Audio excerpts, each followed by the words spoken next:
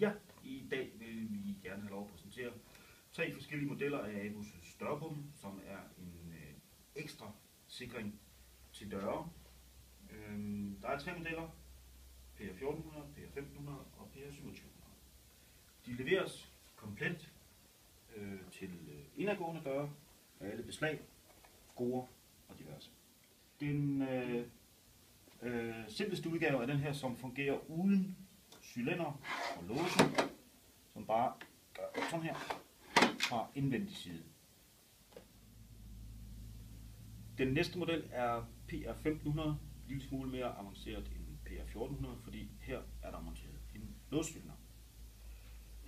Den låscylinder, der bruges og som ikke leveres med, er en profilcylinder i halv størrelse, standard halv, 10-30. Den aflåses ved en enkelt omdrejning. Sådan. Den sidste model, vi præsenterer, er ABUS PR2700, som er den store, den kraftige og med gennemgående aflåsning.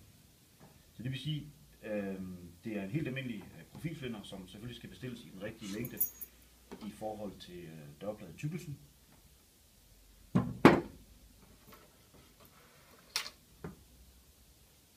Låses og åbnes med en enkelt omdrejning.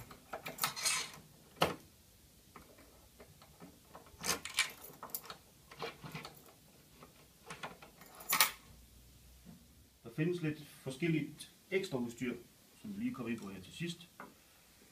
Når dørbommene skal bruges til udadgående døre, som er sjældent i Danmark, så anbefaler vi selvfølgelig, at man laver en gennemgående fastgørelse.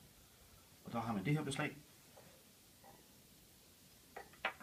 Hvis dørbommen er monteret i en gangareal, hvor der er plads til, at man vil skyde den ud i muren, findes der flere forskellige løsninger. Til PR1400 og PR1500 findes der den her foring, efter man har lavet hul i muren, og en afdækning til at lave en pæn afskydning. Til 2700 har vi den her, som er lidt mere simpel, hvor man kan nøjes med at bore 2 huller ind i muren, og igen med et beslag og en pæn afdækning, hvor dørbommen så skyder ud på den her måde.